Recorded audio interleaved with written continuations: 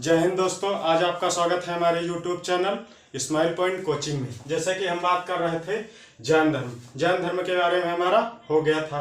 तो SSC GD में अगला टॉपिक हमारा कौन सा है? बौद्ध धर्म। आज हम बात करेंगे बौद्ध धर्म के बारे में। किसके बारे में? बौद्ध धर्म के बारे में। तो पहला हमारा टॉपिक कौन सा? बौद्ध धर्म के संस्थापक कौन थे?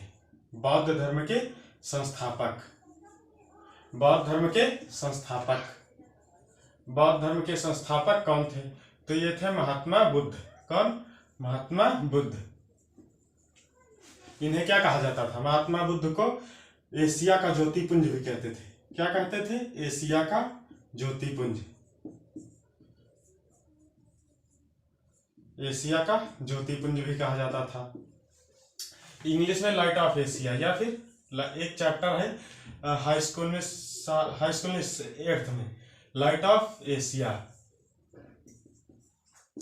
इन्हें क्या कहा जाता था? Light of Asia. महात्मा बौद्ध धर्म के संस्थापक कौन थे? महात्मा बुद्ध। इन्हें क्या कहा जाता था? लाइट ऑफ एशिया या एशिया का ज्योतिपुंज। इस नाम से भी क्वेश्चन पूछ सकते हैं। अगला पॉइंट कौन सा है? इनका जन्म कब हुआ था? इनका जन्म हुआ था 563 ईस्वी में। किसमें? 563 ईस्वी में। इनका जन्म कब हुआ था? महात्मा बुद्ध का जन्म 563 ईस्वी में कहां पर हुआ था? कपिलवस्तु लुम्बिनी में। कहां पर? कपिलवस्तु लुम्बिनी। कपिलवस्तु लुम्बिनी में हुआ था इनका जन्म। किस सन में हुआ था? 563 ईस्वी में, कपिलवस्तु लुम्बिनी में। अगला पॉइंट, इनकी पिता का क्या नाम था? इनके पिता का नाम था शुद्धोधन। क्या नाम था? शुद्धोधन। क्या थे? ये शाक्यगढ़ के मुखिया थे। किसके? शाक्यगढ़ के मुखिया थे। शाक्य क्या होता है? देखो, मनुष्य कितने प्रकार के होते हैं। एक जो पृथ्वी पर रहने वाले, उन्हें क्या कहा जाता है? नर। और जो एक होते देवता, जो आसमान में रहते, काल्पनिक है, आसमान में रहते, उन्हें देवता कहते हैं। नर, राक्षस, किन्नर, शाक्य, यक्ष, गंधर्व, इतने होते। तो ये किसके? शाक्य वर्ग के मुखिया थे इनके पिताजी। इनकी माताजी का क्या नाम था? पिता हो गए। इनकी माताजी का क्या नाम था? माया देवी। क्या? माया देवी। लेकिन क्या हुआ था कि इनके जन्म के 7वें दिन इनकी माताजी का निधन हो गया था। 7वें दिन मृत्यु हो गई थी इनकी माताजी का। माया देवी की 7वें दिन मृत्यु हो गई थी। इनका पालन पोषण किसने किया था? गौतमी प्रजापति ने। पालन पोषण किसने किया था? गौतमी प्रजापति ने। किसने? गौतमी प्रजापति ने इनका पालन पोषण किया था। इनकी माताजी जो थी माया देवी थी, इनकी 7वें दिन इनकी मृत्यु हो गई। तो गौतमी प्रजापति जो थी, उनका पालन पोषण गौतमी प्रजापति ने ही किया था। अगला पॉइंट कौन सा था? इनकी शादी किससे हुई थी? इनका विवाह जो था 16 वर्ष की उम्र में हो गया था। कितने? 16 वर्ष की उम्र में। 16 वर्ष की उम्र में किससे हुआ था? इनका विवाह हुआ था यशोधरा से। किससे? यशोधरा से इनका विवाह 16 वर्ष की उम्र में हो गया। इनके बचपन का नाम क्या था? अगला पॉइंट, इनके बचपन का नाम। इनके बचपन का नाम था सिद्धार्थ। क्या? ये उनके पिता नहीं थे। अब उनके पिता का भी नाम था क्या? सिद्धार्थ। महावीर स्वामी के अलग अलग है, ये दूसरे थे, वो दूसरे थे। तो इनके पिताजी का क्या नाम था? सिद्धार्थ। इनके मतलब बचपन का नाम। इनके पिता का क्या नाम था? शुद्धोधन, जो कि शाक्यगढ़ के मुखिया थे। इनका विवाह 16 वर्ष की उम्र में हो गया। अगला, इन घर से गृह त्याग कब किए थे? किन मतलब इनका मन कब उलझ गया था? तो कहानी पढ़ी होगी 6-7 में, जातक कथाओं में लिखी होती है कि जब ये घर से निकले, इससे एक दिन सैर के लिए, ये मतलब राजा के बेटे थे ना, तो रथ पे सारथी के साथ हमने जब निकले तो इन्होंने 4 चीजें देखी थी। कौन कौन सी? लिख रहे हैं। तो इन्होंने जब 4 चीजें देखी, तभी से इनका मन एकदम उलझ गया और इन्होंने संन्यास ग्रहण कर लिया था। कौन कौन सी? तो पहला था, एक बूढ़ा व्यक्ति था। व्यक्ति, जो कि छड़ी लिए हुए कमर के सहारे झुका हुआ था और आंख में चीपर ऊपर था, चलता जा रहा था। दूसरी चीज एक बीमार व्यक्ति, एक बीमार व्यक्ति, एक बीमार व्यक्ति जो कि चारपाई पर लेटा हुआ था। तीसरा एक 115-20 लोग थे जो कि वो आदमी मर गया था उसको लेकर जा रहे थे फूल छिड़कते हुए, ये भी देखा। तो इनका मन एकदम से उलझ गया कि इनको लगा कि ये जो संसार है ये सब दुख व्यथाओं से भरा पड़ा हुआ है, दुख पीड़ा ये छोड़कर यहाँ पर कुछ नहीं है। तो इन्हीं सब चीजों को देखकर महात्मा बुद्ध ने वहां से लोगों को मोक्ष प्राप्ति का रास्ता दिखाने के लिए, किसका, मोक्ष प्राप्ति का रास्ता खोजने के लिए ये वो घर से निकल पड़े थे। 3 चीजें हो गई। चौथी चीज कौन थी? एक सन्यासी मिला। ये जब 3 चीजें देखकर इनका मन बहुत उदास हो गया, लेकिन जब ये चौथी चीज कौन सी, सन्यासी को देखा, जब इन्होंने चौथी चीज जब इन्होंने सन्यासी को देखा तो वो जो था पीली पीली साड़ी पहने बढ़िया और हाथ में कमंडल लिए और शमशी लिए, वो चलता जा रहा था, बढ़िया मगन था ईश्वर प्रभु में और गाना गाते हुए जा रहा था। तो उसी को देखकर इनको लगा कि अगर कुछ ऐसा किया जाए कि लोगों को मोक्ष प्राप्ति का रास्ता दिखा दिया जाए तो ये कुछ लोगों की कुछ पीड़ाएं कम हो सकती हैं। तो इन्होंने फिर घर से, इन्होंने वहीं से एक संकल्प किया कि हम लोगों को रास्ता दिखाएंगे मुक्ति का। तो इन्होंने 29 साल की उम्र में, कितने, 29 वर्ष की अवस्था में घर से गृह त्याग कर दिया, मतलब घर को छोड़ दिया 29 साल की उम्र में। और जब ये वहां से निकले तो इन्होंने सबसे पहले शिक्षा किससे ली? इनके प्रथम गुरु कौन हुए थे? अलार कलाम। कौन? अलार कलाम हुए थे। ये कहाँ के थे? अलार कलाम वैशाली के। वैशाली के अलार कलाम से इन्होंने प्रथम शिक्षा प्राप्त की थी। वैशाली के अलार कलाम इनसे इन्होंने शिक्षा प्राप्त की थी। ये इनके प्रथम गुरु हुए थे। तो पूछ सकते हैं कि इनके प्रथम गुरु का क्या नाम था? अलार कलाम। दूसरा कि इनके पुत्र, मतलब इनके दूसरे गुरु का नाम क्या था? तो इनके दूसरे गुरु कौन थे? ये थे राजगीर के। कहाँ के? राजगीर के।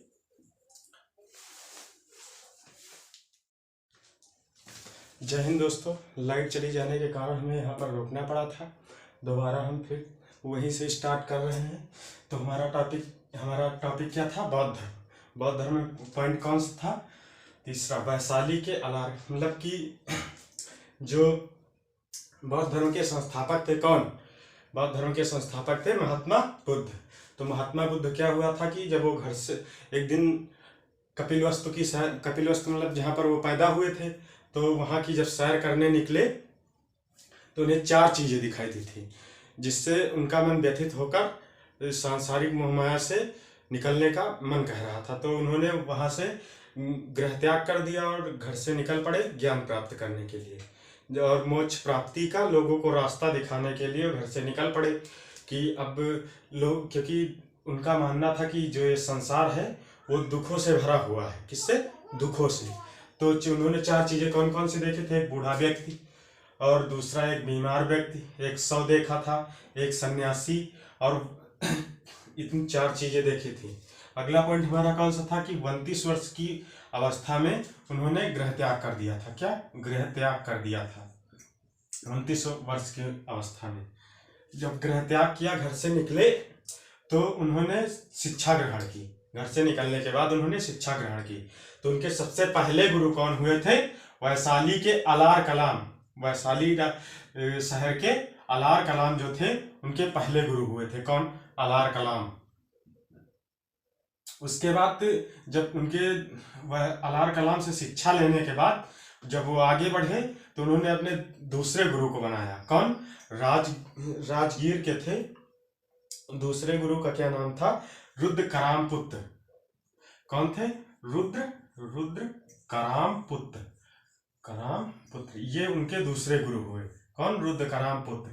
अलार कलाम के बाद रुद्र कराम पुत्र उनके दूसरे गुरु हुए। तो इन दोनों लोगों से शिक्षा लेने के बाद वो आगे बढ़े। इन दोनों से शिक्षा लेने के बाद जब वो आगे बढ़े तो वो पहुंचे उर्वेला में। कहाँ पे? उर्वेला। अगला पॉइंट हमारा, उर्वेला में जब वो पहुंचे तो उन्हें 5 साधक मिले। कौन से 5 साधक, उर्वेला में उन्हें 5 साधक मिले। साधक क्या थे? जो तपस्या को साधते थे। तपस्या को साधने का मतलब जो तपस्या करते थे, तपस्या में लीन हो जाते थे, उन्हें कहते थे साधक। तो इन्हें उर्वेला में 5 शासक मिले। कौन कौन से थे? पहले थे वप्पा। कौन? पहले वप्पा थे। दूसरे कौन थे? भादिया। कौन? भादिया। इन्हें कितने? 5 साधक मिले थे। तो उनमें से पहले कौन थे? वप्पा, दूसरे भादिया, तीसरे कौंडिन्य। कौन? कौंडिन्य। तीसरे कौंडिन्य थे। इन्हें 5 साधक मिले थे उर्वेला में। कौन कौन से? वप्पा, भादिया, कौंडिन्य और महानामा। चौथे कौन थे? महानामा। महानामा। और 5वें कौन थे? अस्सागी। कौन? अस्सागी। 5वें साधक कौन थे? अस्सागी। ये इनको 5 साधक मिले थे। कहाँ पे? उर्वेला में। जब ये शिक्षा प्राप्त करने के बाद आगे बढ़े तो इन्हें उर्वेला में 5 साधक मिले थे, जो ये लिख दिए हमने। ठीक। उसके बाद 5 साधक मिले तो इनका भी मन कहा कि हम भी साधना करेंगे। क्या? साधना करेंगे। साधना करके इन्होंने ज्ञान प्राप्त करने की इच्छा प्रकट की। तो इन्होंने ज्ञान प्राप्त करने के लिए 6 वर्षों की कठिन तपस्या की। कितने? 6 वर्षों की कठिन तपस्या। 6 वर्षों की कठिन तपस्या मतलब बिना अन्न जल ग्रहण किए इन्होंने 6 वर्षों तक कठिन तपस्या की। मतलब 6 वर्षों तक कठिन तपस्या के बाद इन्हें ज्ञान प्राप्त हुआ। 6 वर्षों की कठिन तपस्या के बाद तो 29 साल के थे और 6 और जोड़ दो, 35 साल की अवस्था में उन्हें ज्ञान प्राप्त हुआ। कितने? 35। तो 29 साल की उम्र में उन्होंने गृह त्याग किया और 6 साल की अवस्था में उन्होंने 6 साल उन्होंने कठिन तपस्या की, मतलब ध्यान मग्न रहे, लीन रहे। तो कठिन तपस्या 6 वर्ष चली। तो उसके बाद वो जब 35 साल के हो गए, 35 वर्ष के जब वो हो गए तो उन्हें ज्ञान प्राप्त हुआ। जब वो 35 वर्ष के हो गए थे तो कौन सा दिन था? दिन था वैशाख की पूर्णिमा के दिन। कब? वैशाख की पूर्णिमा के दिन। वैशाख की पूर्णिमा, इसी दिन उन्हें ज्ञान प्राप्त हुआ। कहाँ पर? वैशाख की पूर्णिमा के दिन इन्हें, जैसे उनको प्राप्त हुआ था महावीर स्वामी, जैन धर्म के संस्थापक, मतलब 24वें तीर्थंकर जो थे महावीर स्वामी। तो महावीर स्वामी को कब प्राप्त हुआ था? उन्हें ऋजुपालिका नदी जो थी, ऋजुपालिका नदी के तट पर उन्हें साल वृक्ष के नीचे प्राप्त हुआ था। उसी तरह जो है महात्मा बुद्ध जी को 6 वर्षों की उन्हें 12 वर्ष लगे थे कठिन तपस्या करने में, इन्हें केवल 6 वर्ष लगे। तो 6 वर्षों की कठिन तपस्या के बाद इन्हें वैशाख की पूर्णिमा के दिन, जिसे आज छुट्टी होती है पूरे भारतवर्ष में, बुद्ध पूर्णिमा के नाम से जाना जाता है। वैशाख की पूर्णिमा को हम लोग बुद्ध पूर्णिमा के नाम से जानते हैं। तो वैशाख की पूर्णिमा को बुद्ध पूर्णिमा के नाम से जानते हैं। उसी दिन इन्हें ज्ञान प्राप्त हुआ था 6 वर्ष की कठिन तपस्या के बाद। कहाँ पर प्राप्त हुआ था? निरंजना नदी। निरंजना नदी, या फिर इसे हम दूसरे नाम से भी जानते हैं, कौन सी? फाल्गु नदी। कौन? फाल्गु नदी। ये जो निरंजना नदी, इसी को फाल्गु नदी कहते हैं। इसी नदी के तट पर पीपल के वृक्ष के नीचे, किसके? नदी के तट पर पीपल के वृक्ष के नीचे उन्हें साल वृक्ष के नीचे प्राप्त हुआ था महावीर स्वामी को, और महात्मा बुद्ध को पीपल के वृक्ष के नीचे ज्ञान प्राप्त हुआ था। कहाँ पर ज्ञान प्राप्त हुआ? जब इन्हें ज्ञान प्राप्त हुआ तो ये क्या कहलाए थे? जब ज्ञान प्राप्त हुआ कहाँ पर? पीपल के वृक्ष के नीचे इन्हें ज्ञान प्राप्त हुआ, निरंजना नदी के तट पर पीपल के वृक्ष के नीचे।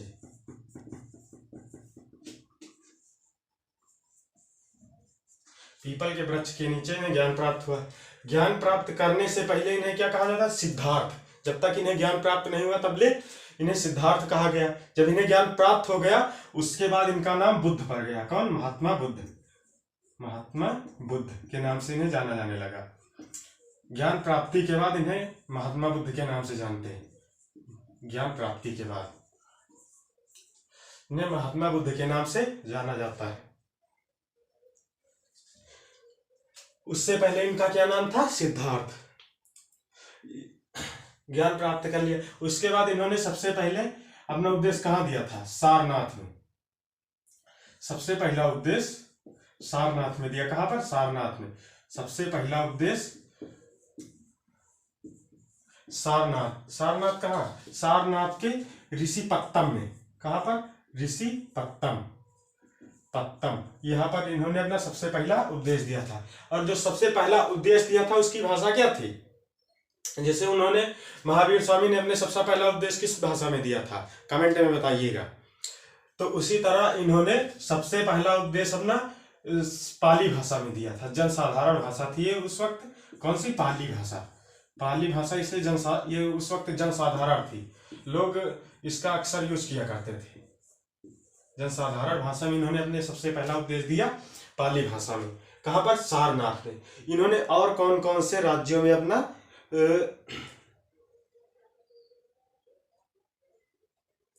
हाँ, जब उपदेश दिए तो ग्रंथों में इसे क्या लिखा गया?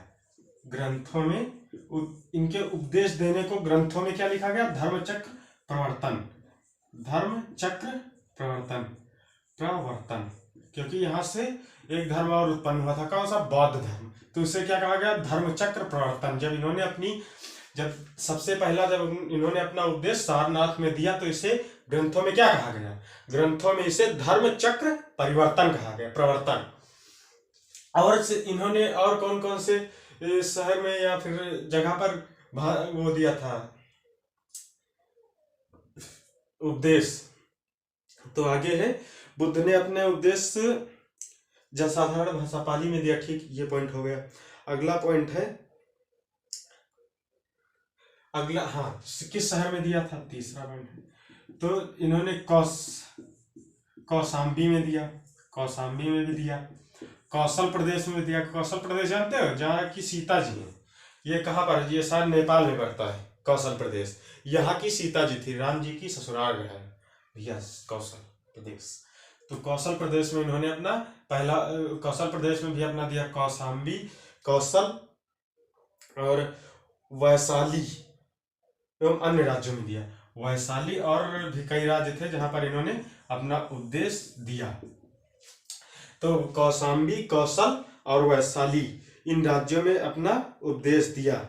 लेकिन सबसे ज्यादा उपदेश इन्होंने कहाँ दिया? कौशल प्रदेश में। नेपाल के समीप है ये कौशल प्रदेश, यहाँ नेपाल में है कौशल प्रदेश। यहाँ पर सबसे ज्यादा उपदेश दिया। कहाँ पर?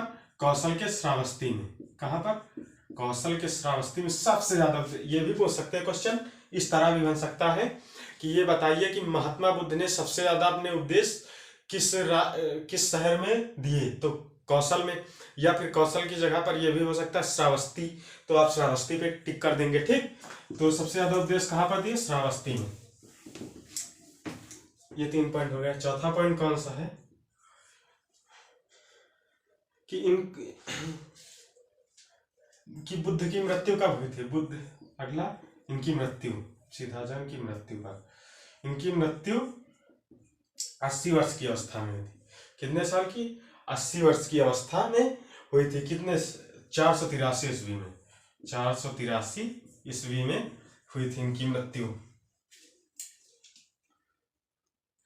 इनकी मृत्यु 483 ईस्वी में हुई थी। जब इनकी मृत्यु हुई थी, जैसे ग्रंथों में जब इन्होंने अपना पहला उपदेश दिया तो ग्रंथों में इसे धर्मचक्र प्रवर्तन कहा गया। उसी तरह जब इनकी मृत्यु हुई तो इसे क्या कहा गया? ग्रंथों में इसे ग्रंथों में महापरिनिर्वाण कहा गया। निर्वाण का मतलब दीपक बुझ जाना या फिर मृत्यु को प्राप्त हो जाना या मोक्ष प्राप्त कर लेना। तो क्योंकि ये सब संस्थापक थे, तो जब इनकी मृत्यु हुई तो इसे महापरिनिर्वाण कहा गया। क्या? महापरिनिर्वाण के नाम से जाना जाता है ग्रंथों में। परिनिर्वाण, ये पूछ सकते हैं, इस तरह क्वेश्चन बन सकता है कि जब इनकी मृत्यु हुई तो किस नाम से बौद्ध ग्रंथों में किस नाम से जाना जाता है? तो महापरिनिर्वाण के नाम से जाना जाता है। अगला पॉइंट हमारा कौन सा है कि हाँ, तो इनकी मृत्यु हुई थी तो मल्लों ने इनका, ये इतना इम्पोर्टेंट नहीं लेकिन ठीक पढ़ लो। मल्लों ने इनका संस्कार बहुत सम्मान पूर्वक किया था। मल्लों ने सम्मान पूर्वक इनका अंतिम संस्कार किया था मल्लों ने। बस इतना ही, आगे इनका ठीक है। अब जैसे जैन धर्म को मानने वाले राजा थे, वैसे बौद्ध धर्म को मानने वाले राजा कौन कौन से थे? कुछ सेम है। जैसे उसमें कौन था? उदाइन। जैन धर्म में उदाइन जो थे वो जैन धर्म को भी मानने वाले राजा थे और बौद्ध धर्म को भी मानने वाले राजा थे। कौन? उदाइन, बौद्ध धर्म को मानने वाले राजा, बौद्ध धर्म को मानने वाले राजा, मानने वाले राजा। तो इसमें पहला कौन सा हो? उदाइन। ये दोनों को मानते थे, बौद्ध धर्म को और जैन धर्म को भी मानते थे। दूसरा अगला कौन सा है?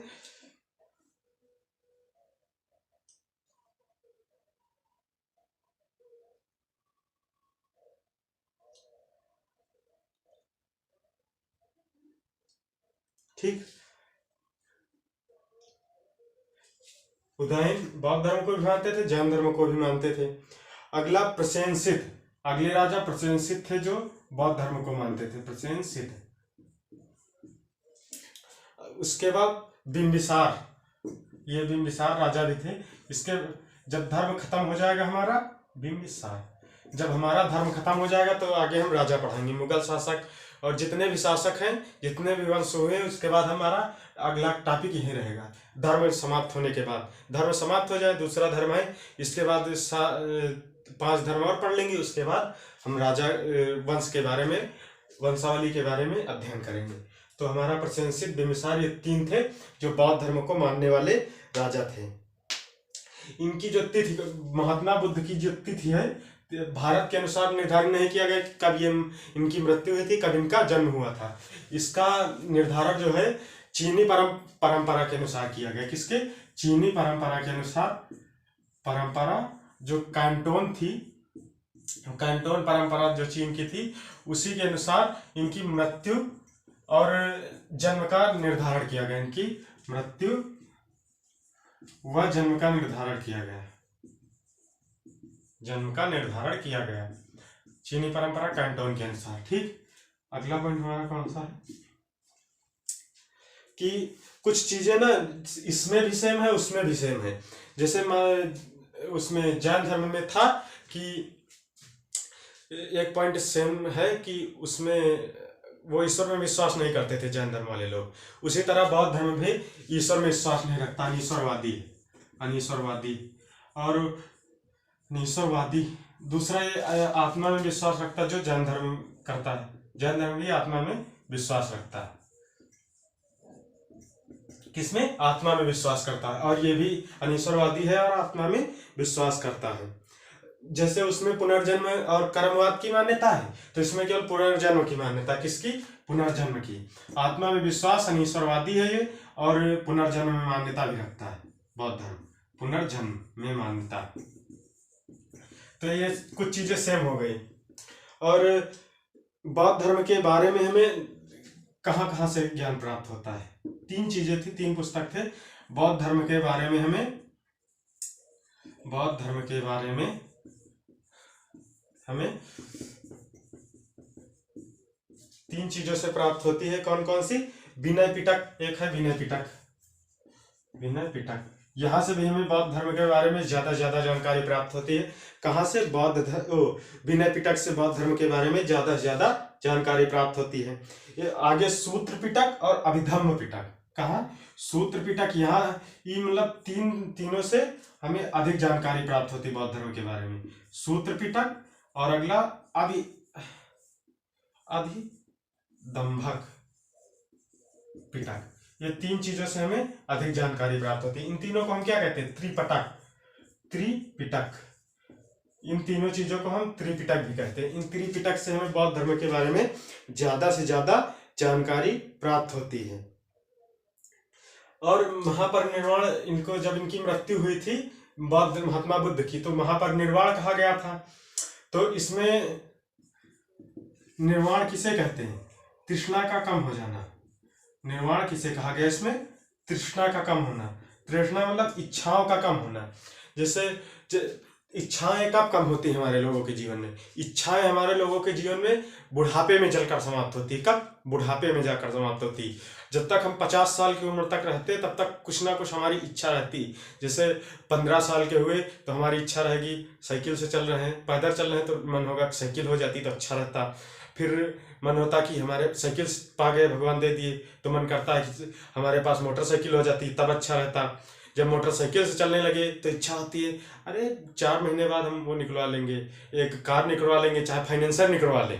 तो कार निकलवाने की इच्छा रहती, कार हो गया तो हेलीकॉप्टर, हवाई जहाज, मतलब इच्छाएं कभी कम नहीं होती। इच्छाएं हमारी कब कम होती हैं? 50 साल के बाद, जब बुढ़ापा वृद्धावस्था आने लगती है, तब लोगों की इच्छाएं कम होने लगती, तब मोह माया को त्यागने, तब उससे राम राम करना चाहिए। तो ऐसी अवस्था कौन सी? बुढ़ापा की अवस्था।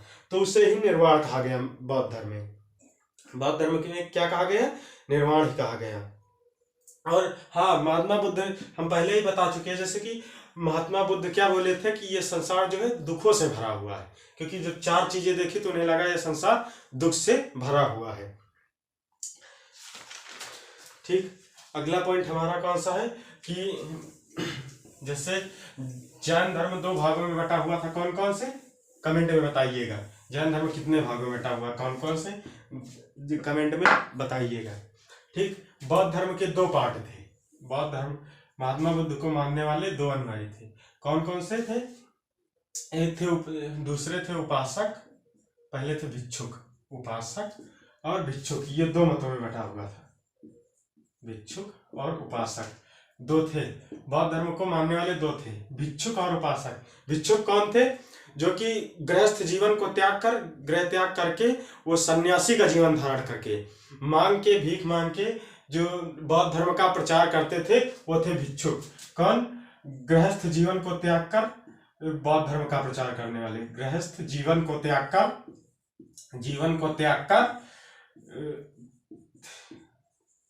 बौद्ध धर्म का प्रचार करने वाले।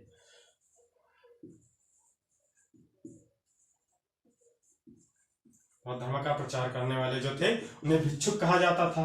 पहला पार्ट ये हो गया, पहला मत। दूसरा मत उपासक था। उपासक कौन थे? जो कि गृहस्थ जीवन व्यतीत कर, उनकी शादी हो गई, लड़के बच्चे भी हुए, लेकिन वो बौद्ध धर्म का प्रचार प्रसार करते थे। तो गृहस्थ जीवन अपनाकर भी जो बौद्ध धर्म का प्रचार करते थे, उन्हें उपासक कहा गया। गृहस्थ जीवन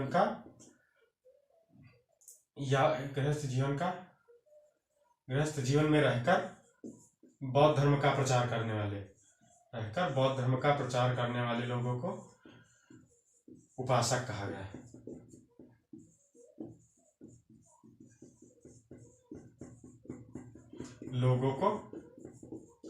कहा गया। तो 2 भागों में बौद्ध धर्म हमारा बटा हुआ था। कौन कौन से? भिक्षुक और उपासक, 2 मतों में हमारा बौद्ध धर्म बटा हुआ था। तो आज के लिए दोस्तों बस इतना ही। जय हिंद दोस्तों। आज की क्लास हमारी समाप्त होती है। पार्ट 2 में हम लेकर आएंगे इससे आगे, फिर वहां पर पूरा हमारा बौद्ध धर्म समाप्त हो जाएगा। तो हमारे नए वीडियो का जानकारी पाने के लिए कि नया वीडियो कब अपलोड किया जाएगा, तो उसके लिए हमारे इंस्टाग्राम पेज अतुल अवस्थी 238 को फॉलो कीजिएगा। अतुल अवस्थी 238 फॉलो कीजिएगा। जय हिंद दोस्तों।